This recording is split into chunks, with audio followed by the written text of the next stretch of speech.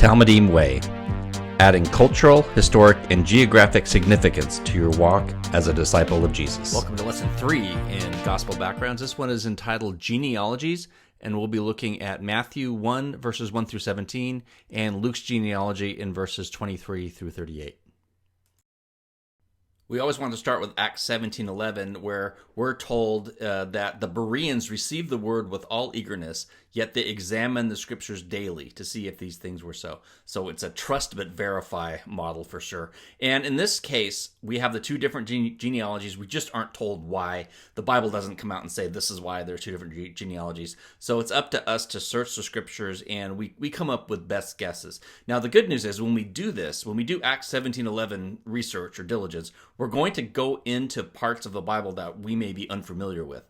And that's the fun of doing this type of background study. So this lesson may end up being a little longer because we're going to unpack a lot of verses in the Old Testament that have a bearing into what seemingly is just this boring list of names. But when you dig into it, there's a treasure to be found. So Acts 17:11 always says, trust but verify. Now let's always go with God in front and us behind. God, we praise you for your intricately designed word, which teaches us how to follow you as disciples. Now guard our minds and our hearts and draw us closer to you as we study. And let us study, not for head knowledge, but so that we may become disciples, Talmudim, who are doers of your word and not hearers only. Give us all Acts 17:11 discernment, and we ask all this in the name of Yeshua of Jesus, our Messiah. Amen. Our roadmap for this lesson will note that there are two different genealogies in Matthew and Luke. They both claim to be the genealogy of Jesus, but we note that in Matthew's, his account goes through the first surviving son of David and Bathsheba, a guy by the name of Solomon, you may have heard of, and Luke's goes through the second surviving son of that relationship, which would be Nathan. So we'll compare the two. Also, Matthew has women in his genealogy, very unusual to have a Jewish genealogy with women in it. And we'll note that there's a hint of scandal with each woman. So we'll unpack that a little bit. That's very much worth our time to go back and look at the scripture references for that. We'll also check out this guy by the name of Jeconiah and the specific problem he causes in Matthew's list. And then in Luke's genealogy, there's this term that gets translated as it was supposed. So Jesus was the son of Joseph as it was supposed. And the Greek word underlying is inomezito, and it means, the word nomos is the root word for law. And so there's a sense that there's a legal maneuver happening here. And that could be a very big clue as we attempt to reconcile these two genealogies. And then finally, we'll wrap up with the 7s and the 14s that are all throughout Matthew's account. One of the benefits of the study that we're doing is we're looking at parallel passages side by side, and we can point out how each of the gospel writers is viewing Jesus just a little bit differently. Now, of course, the skeptic and the cynic would say they're conflicting and the accounts can't be trusted. But really, it's important for us to know that the Gospels were never designed to tell the exact same story among the four writers. That would be kind of boring to read and pretty unnecessary. Also, if we were to call four witnesses and they all had the exact same story, you'd start to wonder a little bit whether they didn't meet, and get their story straight. And you start to wonder whether any of them are telling the truth or whether the whole thing was just concocted. So if any of you have been to like an art museum and you've seen a picture and then maybe you've stood a little bit to the right or moved to the left and looked at it from a different perspective, maybe a sculpture or something like that, that's kind of the view that we're getting here. So as we piece together what each gospel writer is presenting, we notice that there are these four different perspectives. So Matthew is interested in presenting Jesus as the Jewish Messiah. Mark is presenting Jesus as the servant of all. Luke is interested in portraying Jesus as the ultimate Son of Man, both Jew and Gentile, the Savior. And then John is presenting Jesus as the pre-existent one, the Son of God. And this also applies to the genealogies that the gospel writers have, or in Mark's case, don't have. So Matthew is presenting Jesus as Jewish, so like any good Jew would, he wants to start his genealogy with Abraham. Mark doesn't have a genealogy because we aren't interested in the pedigree of a servant. They're lowly and humble, and we aren't interested in their background. Luke is the ultimate interested in humanity. He's the physician, so he goes back to Adam, the Son of Man, all the way back. John doesn't have a genealogy the way we think of it, but verse 1 says, in the beginning was the Word, and the Word was with God, and the Word was God. So John is presenting Jesus as the eternal, pre-existent one. Matthew focuses on what Jesus said, and we presume that because Matthew was a tax collector, he was able to take shorthand and communicate in different languages. So when we have accounts of his teaching, such as the Sermon on the Mount, we have good reason to think that that is word for word verbatim of what Jesus said. So Matthew tends to focus on what he said, and the style would be we're looking at his teachings. Mark is like a shooting script, as Chuck Missler calls it. We can imagine Peter dictating in Hebrew to Mark, who is translating these words into Greek, and focus on what he did. And the way Peter kind of quick moved here and there, Jesus went here, did this, went there, did that. And so we have that kind of snapshot feel. If you remove the discourses from Matthew, Mark is actually a longer gospel. So we actually get more detail about what Jesus did from the Gospel of Mark. Luke is interested in Jesus' humanity, so it's what Jesus felt. And as we looked at last time, that Luke is presenting a narrative and roughly chronological sequence. John, again, the pre-existent one, wants us to know that Jesus is God. So John focuses on who he was. And the organization of his gospel is primarily around 7 miracles, which are connected to the 7 I am statements. So I am the bread of life, I am the gate.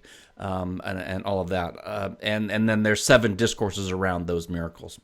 The first miracle is also telling is Matthew is Jewish, so he presents the cleansing of a leper. A leper is a very Jewish type of malady to have, and it gets a lot of attention in the Torah. And it's oddly enough, it's connected to gossip or a bad speech, bad tongue. Mark and Luke both have cleansing of a demon, healing of a demon, expelling of a demon, and that's a very Gentile problem to have. Jews didn't have problem with demon possession the way Gentile folks did with their false gods and all of that. John is much more mystical. His first miracle is water to wine, which tells us about his Jesus's ability to be beyond nature and be focused on the supernatural. Of course, all the miracles are supernatural, but you get what I'm saying there. The symbols come from Revelation, and which come from Ezekiel, which come from the 4 standards of the tribes of Israel as they're encamped around the tabernacle. So we have the lion, the ox, the man, and the eagle. And as I mentioned last time, these tended to change throughout the years. But the way we look at it here, Matthew presents Jesus as the lion of the tribe of Judah. So Matthew gets the lion. Mark gets the ox. The ox is the beast of burden, the symbol of a servant. Luke has the man, and John has the eagle. Let's go ahead and look at Matthew 1, verse 1. The book of the genealogy of Jesus the Messiah, the son of David, the son of Abraham. So by calling Jesus the son of Abraham, that back then as well as today means a Jew. Matthew wants us to know that Jesus is Jewish. Son of David, similarly, is a clear messianic title. So Matthew wants us to know that Jesus is the Messiah. You put those together, Jesus is the Jewish Messiah. Matthew wrote his genealogy very much in the style of Genesis 5, and where that says this is the book of the generations of Adam. So Matthew presents his genealogy in the very similar style, where he says this is the generation of of Jesus the Messiah. Genealogies were very important legal documents in the day, and they demonstrated lineage for the purposes of inheritance. So we're going to have that running through. Jesus is inheriting what is rightfully his and what's due his. Historically, these types of records were kept in the Jewish temple. But as we may remember, the Jewish temple was destroyed in the year 70 AD or Common Era. And with that, most of these records were destroyed also. So as a result of that, anyone after 70 could make any claim to be descended from David, and there would be no way to prove or disprove that assertion. And a few would-be messiahs in history even tried to fabricate their lineage this way, but again, there's no way to check it. So in contrast, we believe Matthew was writing in the middle of the 1st century, and so the claim for Jesus' lineage was made when it still could have been checked and verified. The references to David and Abraham, so Genesis 17 to Abraham, I will establish my covenant between me and you and your offspring after you throughout the generations for an everlasting covenant to be God to you and your offspring after you. 2 Samuel is the promise to David, your house and your kingdom shall be made sure forever before me. Your throne shall be established forever. So if a candidate for Messiah is not a descendant from David and Abraham, then that candidate should be rejected. God made eternal and unconditional covenants with both Abraham and David. And so really Matthew 1, despite everything else we're going to talk about, Matthew verse 1 verse 1 is the most important verse because it establishes Jesus as both in David's line and both in Abraham's line. And then we have the remainder of the genealogies used to support that assertion. Any would-be Messiah or any king would have to be a natural-born Jew by law. So just as our Constitution requires the President of the United States to be a natural-born citizen, the Torah has a very similar requirement. You may indeed set a king over you whom the Lord your God will choose. One from among your brothers you shall set as king over you. You may not put a foreigner over you who is not your brother. So while Saul seemed like an afterthought, Saul and David, God had provisions for a king way back. More to our context, this presents an interesting conflict between Jesus, who is the rightful king, and King Herod, who was the presently reigning king. And this conflict is actually accentuated by geography. Above, on your screen, you can see a picture of Herod's palace called Herodium. Of course, the pompous dude named it after himself. Herodium is only about 3 miles from Bethlehem, where Jesus was born. So we have this very much in close proximity. Herod was not born king of the Jews. He wasn't even Jewish by birth. And he was actually an Idumean, which is to say he's an Edomite descended from Esau, not Jacob. If you know anything about the history, both Jacob and Esau did not get along, and the peoples that followed them did not get along either. The Edomites and the Israelites did not get along at all. They're kind of sworn enemies. And during the period of the Maccabees, so around 160 BC, Herod's family was forced to convert to Judaism. And if you know anything about forced conversions, the Greeks tried it, the Jews tried it, the Christians tried it, the Muslims do it today. They just never seem to work out very well for both the converted and those forcing the conversion. So Herod was not, he was a Jewish in name only, but he wasn't really serious about it and probably not happy about it. So based on that, he wasn't qualified to be king. So how did he get the title King of the Jews, which he held? He approached the Roman Senate to grant him that title, which they actually did in 39 BC.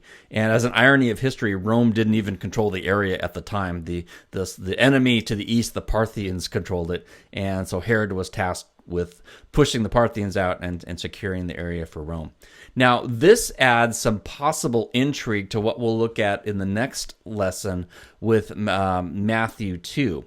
So it says, after Jesus was born in Bethlehem of Judea, in the days of Herod the king, behold, wise men came from the east to Jerusalem, saying, where is the one who has been born King of the Jews? For we saw his star when it rose and to come to worship him. So, Chuck Missler sees this as an intentional dig at Herod. In other words, who's born King of the Jews? Not you, you fake imposter. Show us the real King of the Jews. And this, of course, sends Herod off in a fit of rage, and we know from Matthew 2, verse 4, Herod inquired about the birthplace of the Messiah and was told it would be just down the road in Bethlehem, and eventually he orders the execution of all males 2 years and younger, and we'll get to that when we get to Matthew 2. It's interesting that before this episode, the Jewish Talmud records that Herod once approached the leaders on what the qualifications of king to be a Jewish king were, and the Sanhedrin representative explained Deuteronomy 17, telling him that you have to be naturally born Jewish, and Herod naturally was not real pleased with this explanation, and according to the Talmud, he ordered the execution of all of the members of the Sanhedrin except for one, which kind of tells you all you need to know about Herod. Don't shoot the messenger was apparently not in his vocabulary. Lancaster, in his commentary, then notes Herod sought to destroy all genealogical records and all the people of David's royal line. And likely this is what forced all of those descendants of David to flee from Bethlehem, just a stone's throw away from this palace at Herodium, and they fled to the relative obscurity up in Nazareth. So far from being a boring list of names, the fact that Matthew's genealogy is preserved may actually be the first recorded miracle in his gospel. The Jewish sages looked for underlying meaning in just about everything in the Torah. So when they got to the name of the first man, his name was Adam, they concluded that Adam is not only a name that means man or even ground or earth, it's also an acrostic. So an underlying meaning is if you take the three letters of Adam, which would be Aleph, Dalet, and Mem, that's actually an acrostic, and it stands for, the Aleph stands for Abraham, the D stands for David, and the M stands for Mashiach or Messiah. Other sources might list Adam, David, and Messiah, but the point is the same. Matthew, who is the author of the most Jewish gospel, and a spoiler alert that they're all Jewish, Matthew is just the most Jewish. Matthew is blatantly asserting that Jesus is the M in Adam. He is the last Adam and the ultimate Adam, and this would not have been lost on the original audience. Our memory verse for this lesson will be Matthew 1, verse 1, Jesus the Messiah, the son of David, the son of Abraham. And your translation probably says Jesus the Christ or simply Jesus Christ, but I believe it's good to keep the Jewish context in mind. If Jesus were not Jewish, if he were not a son of Abraham, if he were not a son of David, he could not be the Jewish Messiah. So this is actually a very critical verse in establishing Jesus' credentials. We will encounter this phrase, the house and lineage of David, and we'll unpack this a little bit later in this lesson. We might tend to think of that as a poetic way of saying, well, he's just related to David. But as we'll find out, there could be a whole lot more going on with that phrase. There could be two different distinctions between the house of David and the lineage of David. Also, when we read Matthew 1:1, we can remember Abraham, David, Messiah spells Adam, and Jesus is the perfect man. He's the perfect Adam. To remind us of this heritage and the fact that he is of the house and lineage of David, we've used here the symbol, the icon for David's harp. And when you visit Jerusalem today, there is a national park containing the archaeological excavations of the ancient city of David, and the big symbol is a harp there. So there's a statue of a David's harp. So this is what it says across the top, Ir David in Hebrew, and that means the city of David. And again, the symbol is David's harp. What we'd like to do with these memory verses is begin to tell a story of the gospel and of the life of Jesus. We do this both to solidify our own discipleship as well as to share this good news with others. So we'll do that through these icons and the memory verses that we have there. So first lesson was John 1:14. The Word became flesh and dwelt among us. And we have a Torah scroll that reminds us that this connects back to Genesis 1, verse 1, the very first verse of the Bible. In the beginning, God created the heavens and the earth. And John chapter 1 says, in the beginning was the Word. So we have this pre-existent foundation of Jesus. Then in lesson 2, Mary said in Luke 1:46 and 47, my soul magnifies the Lord, and my spirit rejoices in God my Savior. So even before Jesus was born, Mary knew Jesus was going to be her Savior. And now here in lesson 3, we have Matthew chapter 1, verse 1, to remind us that Jesus is that promised Jewish Messiah of the house and lineage of David. Matthew, as we mentioned, follows the tradition of the Old Testament genealogy, so his runs from oldest to newest. Luke is written in the style of a Greco-Roman ancestry that runs from newest to oldest. So you see on the screen that I've reversed the order of Luke just to make comparisons easier, but just know that his runs from Jesus and then goes back in time down to Adam. So Adam, the son of God, Seth, Enosh, Canaan, Mahalalel, Yared, Enoch, Methuselah, Lamech, and Noah. Those are the same order as Genesis 5. And if you haven't done a study of those names and what they translate into English, it's very much worth your time. We'll look at that when we get to Genesis 5 in our Genesis study. So I encourage you to do that. It's very fascinating, and there's a great secret behind those names. Shem, Arphaxad, this guy by the name of Canaan, which may be a copyist error. Shelah, Eber, Peleg, Ru, Serug, Nahor, and Terah are leading up to Abraham. That comes from Genesis chapter 11, verses 10 through 25. So prior to Abraham, we could say everyone was a Gentile. Luke was widely circulated in Gentile regions, so he wants his Gentile readers to know that Jesus is their Messiah too. Jesus is the Son of Man, which means he is everyone's Savior. Matthew, as being a Jew, begins his genealogy with Abraham, and the lists are roughly the same here. Luke has a couple of names that are different. Arni and Admin. Arni may be a variant spelling of Ram, and Admin may be what I might call an administrative error. But we'll read Matthew 1, verse 2. Abraham, Isaac, Jacob, Judah, and his brothers, Perah and Zerah by Tamar, Hezron, Ram, Amminadab, Nahshon, Salmon, Boaz by Rahab, Obed by Ruth, Jesse, David the king. David was the father of Solomon by the wife of Uriah. And just notice that in Matthew's, I've taken out was the father of, and in Luke's, I've taken out was the son of, just to save some space. So we've got a couple of things going on here. We've got some women in Matthew's genealogy, very unusual, and we'll look at those on the next few slides. And we've got Solomon in Matthew's genealogy, and then if we flip over to Luke, we've got Nathan, and so that is the big discrepancy. So they both claim to be genealogies of Jesus, yet one goes through Nathan and one goes through Solomon. Let's go ahead and look at the women in the genealogy. So we've got 4 women in the line of David, and then 5 total in the genealogy once we include Mary. And so as we mentioned, this just wasn't done, and Jewish genealogies just didn't have women.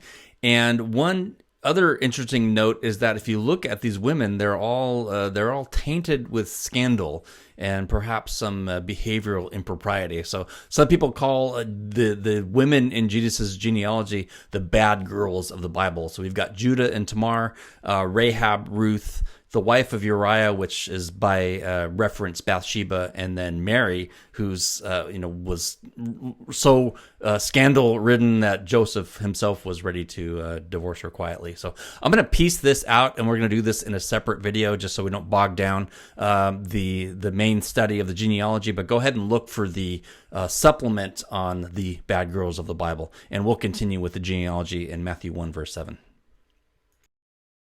So back to the genealogies. Matthew goes from Solomon, Rehoboam, Abijah, Asa, Jehoshaphat, Jehoram, Uzziah, Jotham, Ahaz, Hezekiah, Manasseh, Anan, Josiah, and Jeconiah at the time of deportation to Babylon. Jeconiah is actually listed twice, and that could be a copy error because there were 2 kings back-to-back, Jehoiachin and Jehoiakim, who had very similar names. So even though it says Jeconiah twice, it could be the other one.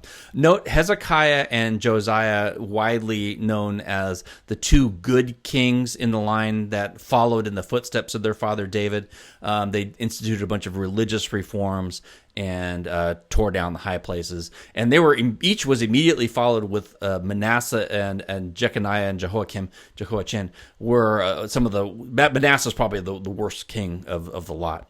After the deportation, Jeconiah, Shealtiel, Zerubbabel, Abiud, Eliakim, Azor, Zadok, Achim, Eliud, Eleazar, Mathan, Jacob, the father of Joseph, the husband of Mary, of whom Jesus was born, who is called Messiah. So Matthew clearly says Joseph is the husband of Mary. He does not say Joseph is the father of Jesus. He's almost like he's going out of his way to let us know that. Luke, again, doesn't go through Solomon, goes through Nathan, and a bunch of names that are probably translated from the Septuagint, and so there may be some spelling differences, whereas Matthew probably took his from the Hebrew. Nathan, Mattatha, Menon, Maliah, Eliakim, Jonam, Joseph, Judah, Simeon, Levi, Mathat, Joram, Eleazar, Josi, Elmadam, Kosam, Adi, Melchi, Neri, Shaltiel, and Zerubbabel. It's probably Shealtiel and Zerubbabel. Resa, Johanan, Judah, Joseph, Simi, Matthias, Ma'ath, Nagi, Esli, Naum, Amos, Mattathias again, Joseph, Jenai, Melchi, Levi, Mathat, and then Heli, Joseph, so it was thought, Jesus when he began his ministry at the age of about the age of 30. So again, I have this in reverse order. So it says Jesus the son, so it was thought of Joseph. So in everyday language, the fact that that Luke adds as it was supposed, is another communication that Jesus is not actually the biological son of Joseph. Another clue is that in the original Greek, there is no "the" before the son supposed of Joseph. It just says son of Joseph. And that further distinguishes Joseph from Jesus' direct ancestors. Missler and other commentators see far more going on with this word that is translated, so it was thought. It's the word enomizito. I don't know how to pronounce that. Hoping I'm doing it close.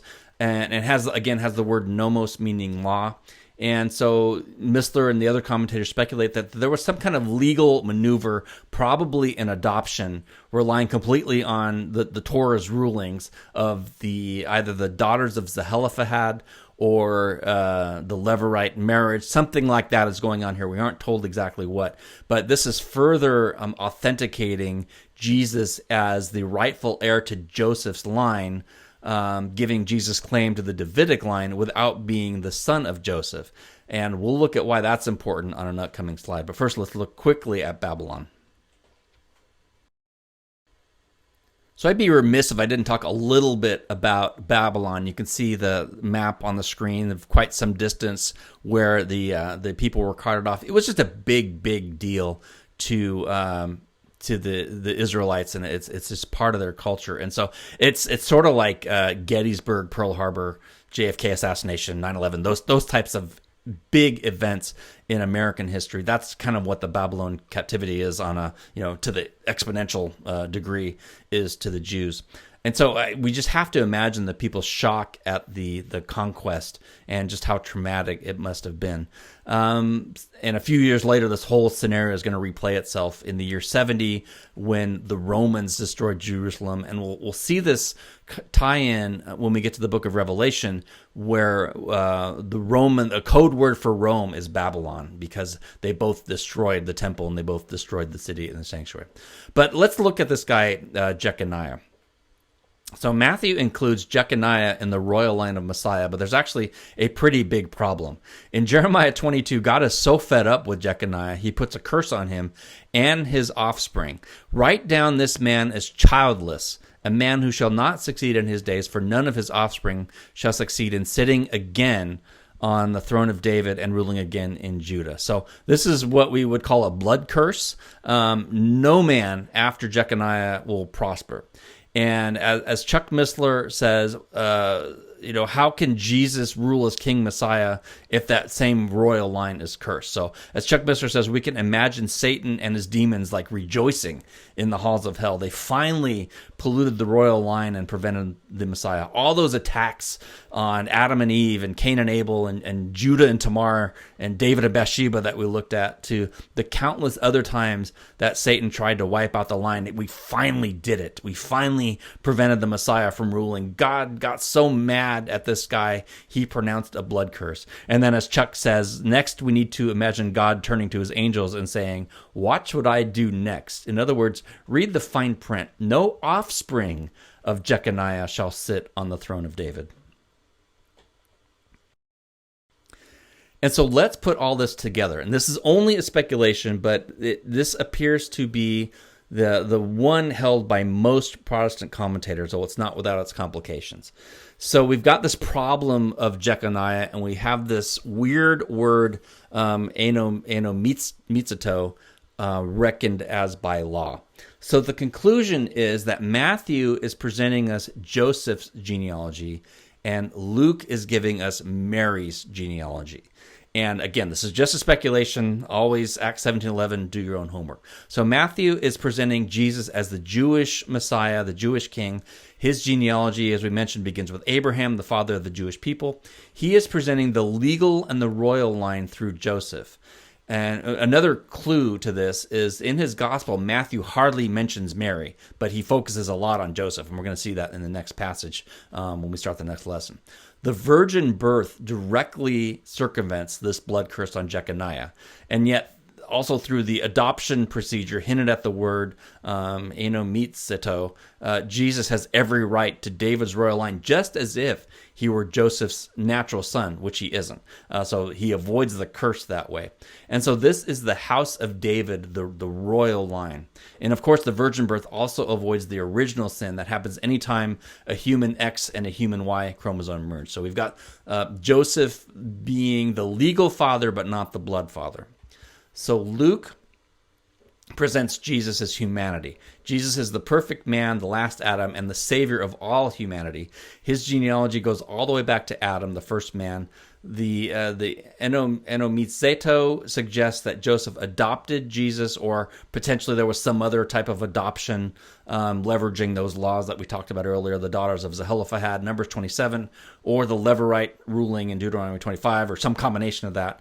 And so Luke is presenting the bloodline through Mary.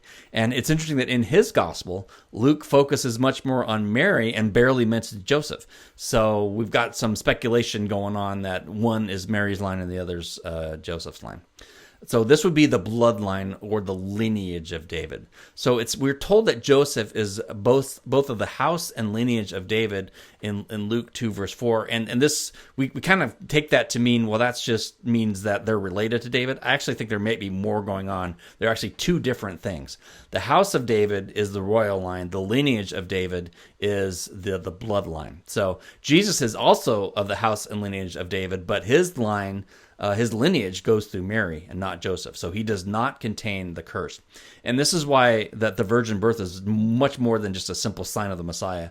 It's actually critical and fundamental to Jesus' claims to be the Messiah because of this curse on Jeconiah. So as I said above, this is just a speculation. Always do your diligence. Don't just take my word for it.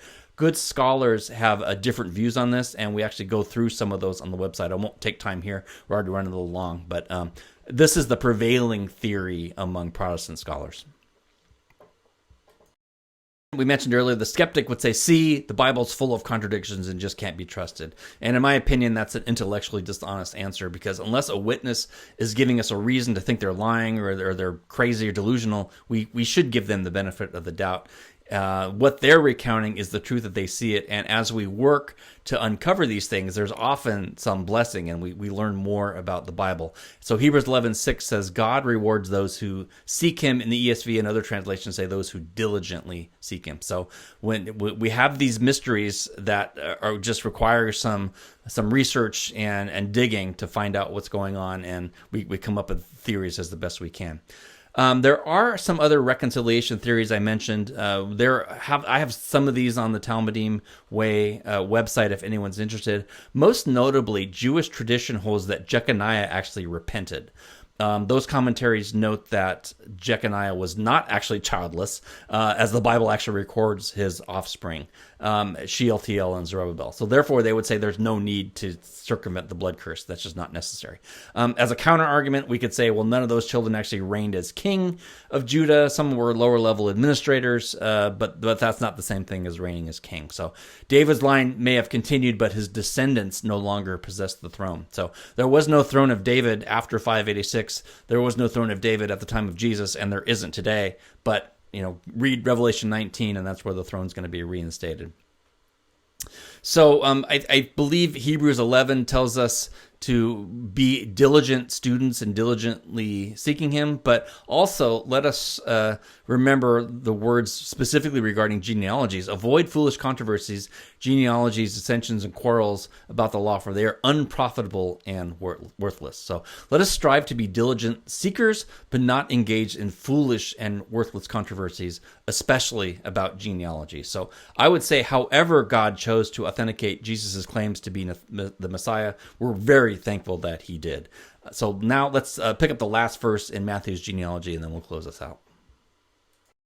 So all the generations from Abraham to David were 14 generations. From David to the deportation to Babylon, 14 generations. And from the deportation to Babylon to the Messiah, 14 generations. So we have a few math problems here. Matthew omits some kings between David and Jeconiah, and you just can't get from 586 BC in the Babylon deportation to around 5 BC in the birth of Jesus in 14 generations. It just doesn't work. Matthew is clearly more interested in connecting the number 14 with the genealogy of Jesus. And we need to remember that strict precision and chronology is something we in our Western culture are brought up to expect, but Hebrew, Hebraic, and other ancient documents do not necessarily adhere to that type of strict chronology. So we could read a document in Hebrew where it says person A is the father of person B, but that could actually mean what we might call the great-grandfather or beyond. But in their mindset, person A is still the father of person B. Matthew is much more interested in the pattern of 14, and one possible reason is this is because Hebrew as well as Greek have assigned numerical values to each letter. And so what happens when, what words end up with 14? We might want to look at that. So it's interesting, the word David is spelled Dalet, Vav, Dalet, D-V-D. The value for D is 4, the value for V is 6, and the value for D is 4. So you add 4 plus 6 plus 4, and you get 14. And so that appears to be what Matthew was communicating, was this is authenticated, Jesus is authenticated as the son of David. And you can see on your screen the picture of the Church of Nativity, which marks the traditional location of Jesus' birth, has a 14-pointed star in recognition of Matthew's gospel. In addition to the number 14, it's interesting that a mathematician has looked at Matthew 1, verses 1 through 11, and noticed that just a few of the patterns of sevens you see on your screen. So very much too coincidental to be accidental. And the number of words that begin with a vowel and those that begin with a consonants, they're all divisible by 7. Number of letters in this passage divisible by 7. Number of vowels and consonants divisible by 7. Number of words that occur more than once are divisible by 7.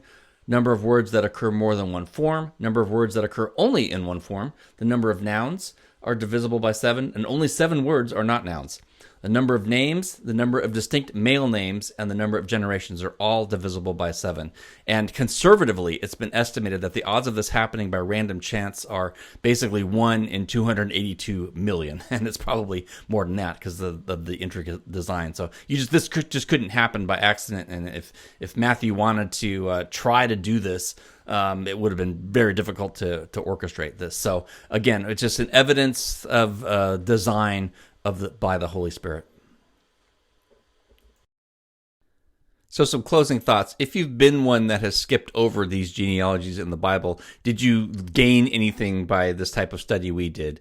And specifically, what do these genealogies tell you about God, about Jesus, and about the Holy Spirit? So the Holy Spirit orchestrated these, inspired the Bible writers to author these genealogies. What does that tell you about the attention to detail that goes into authenticating that Jesus is who he said he is?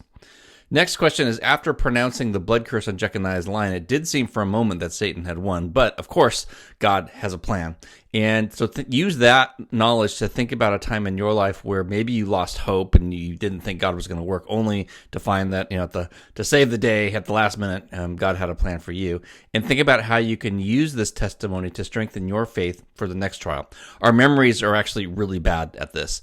And so it helps to journal or somehow record all of the victories that we have, because the valley times will come, and we need to remember how God has worked in our lives. And then perhaps more importantly is, how can we use this to help others who are going through the same trial that we once went through?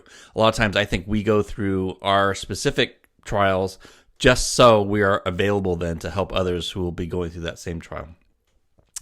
And the last question, let's flip that around. If we assume Jeconiah repented, what does that say about our ability to return to God no matter how far away we may drift or backslide? So Jeconiah definitely fell away. He had God, write his man down as childless, but then according to the Jewish tradition, he recovered and repented. So if we have times like that in our lives, and I'm sure we do, how can we use that type of testimony to minister to others? So if you're interested, go ahead and check out the supplemental video I did on the women in Matthew's genealogy. We go into the Old Testament and check out their stories. Then we'll also look a little bit at Mary. And then otherwise, our next lesson will be nativity. And we'll be in Luke chapter 2 and Matthew, the rest of Matthew chapter 1. And I'll probably do those separately. So we'll do Matthew 1, 18 through 25, and then there'll be another video for Luke chapter 2. So we will see you then.